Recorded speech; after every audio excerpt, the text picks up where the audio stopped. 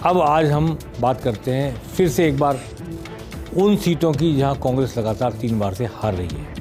ऐसी कई सीटों पर हमने चर्चा की, बस्ती पर चर्चा की, जयपुर की बहुत सी सीटों पर चर्चा की। आज हम बात करने जा रहे हैं किशनगढ़ बास सीट की। अलवर की सीट है, 2 बार रामेत यादव बीजेपी के जीते वहाँ से, और दीपचंद खेरिया कांग्रेस के टिकट पर लड़े और हार गए। मैंने पहले भी कहा है कि ऐसे बहुत से लोग हैं लगातार जो कांग्रेस के टिकट पर हारते हैं, लेकिन निर्दलीय या किसी और पार्टी से खड़े होते हैं तो जीत जाते हैं।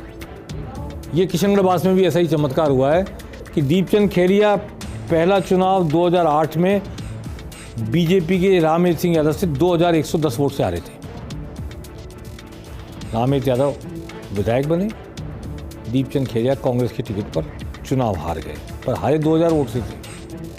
अगला चुनाव फिर लड़ा रामेत यादव ने बीजेपी के टिकट पर, दीपचंद खेरिया ने फिर कांग्रेस के टिकट पर लड़ा और दीपचंद खेरिया इस बार 14,000 वोट से हार गए, 14,816 वोट से। यानी कि वो जो 2000 की हार जीत थी वो 14,000 तक पहुंच गई। रामेत यादव ने या तो अच्छा काम किया होगा सत्ता में रहते हुए, मतलब विधायक रहते हुए, और या फिर रामेत यादव ने का कोई समीकरण ऐसा बना होगा, क्योंकि उस वक्त जो है दीपचंद खेरिया 14,000 वोट से हारे। पर किशनगढ़ बास सीट पर 2018 के चुनाव में दीपचंद खेरिया बीएसपी का टिकट ले आए, बहुजन समाज पार्टी का। कांग्रेस ने उनको टिकट नहीं दिया। कांग्रेस ने टिकट दिया था डॉक्टर करण सिंह यादव को। Doctor Karan Singh Yadav SMS medical college के प्रिंसिपल रह चुके हैं, सुप्रिंटेंडेंट रह चुके हैं एसएमएस हॉस्पिटल के, हार्ट के बड़े सर्जन हैं, उनका बड़ा मान सम्मान है, सांसद रह चुके हैं अलवर के। परंतु कांग्रेस ने जब उनको टिकट दिया तो उनके आए 39,000 वोट, बीजेपी के आए 63,000 वोट, और दीपचंद खेरिया जो 2 बार से कांग्रेस के टिकट पर हारे थे, बहुजन समाज पार्टी का टिकट लेके आए और जीतकर विधायक बन गए। हालांकि कांग्रेस 3 बार से हारी, कांग्रेस की हार का सिलसिला बरकरार है। जीता कांग्रेस ही, पर जीता बीएसपी के टिकट पर। तो इसलिए 3 बार से कांग्रेस हार रही है। अब दीपचंद खेरिया को कांग्रेस टिकट देगी क्या?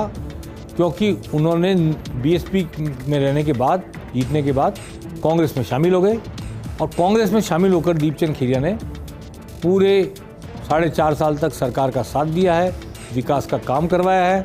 पुराने कांग्रेसी हैं, 2 बार हारे लेकिन कांग्रेस में रहे। उसके बाद जब कांग्रेस से टिकट काटा तब बीएसपी में गए और जीत कर आ गए। तो अब वो ट्रेंगुलर में चुनाव में जीत हुई है दीपचंद खेरिया की। ट्रेंगुलर चुनाव में हुई जीत को क्या वो ट्रेंगुलर ही बनाए रखना चाहते हैं चुनाव को? क्योंकि बीएसपी तो उनको टिकट नहीं देगी किसी कीमत पे, तो वो कैसे खड़े होंगे? और कांग्रेस टिकट देगी तो वो कांग्रेस के टिकट पर 2 बार की हार और कांग्रेस से निकलकर हुई जीत, तो क्या उनको फिर से बीजेपी से रामेत यादव से अगर मुकाबला करने को मिला, रामेत यादव भी तैयारी कर रहे हैं, कमर कस के तैयार है, तो फिर ये चौथी फाइट होगी दोनों के बीच में। क्या डायरेक्ट लड़ाई होगी? और डायरेक्ट लड़ाई में कांग्रेस के टिकट पर लड़ने पर दीपचंद खेरिया क्या कांग्रेस की लगातार हार का सिलसिला तोड़ पाएंगे, उस इतिहास को जो करवट दे पाएंगे? ये आने वाले वक्त में देखने की बात होगी। अब कल हम सबकी निगाह तो कांग्रेस की बैठक पर ही होगी। अब लगता नहीं है कि सचिन पायलट और अशोक गहलोत को लेके कोई चैप्टर क्लोज होने जैसी बात हो सकती है।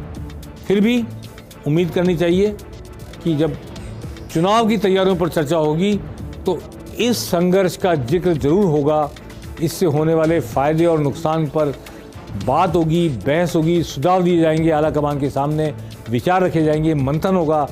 क्या इसमें से कल ही कुछ निकल कर आ जाएगा, या कि ये मुद्दा तो अशोक गहलोत के स्वस्थ होकर दिल्ली जाने तक छोड़ दिया जाएगा और बाकी रणनीति पर, चुनाव के दौरों पर, चुनाव के लेकर टिकट देने, काटने, इसके नियम बनाने पर, उसके कोई मापदंड तय करने पर, सर्वे पर, इन सब पर चर्चा होगी।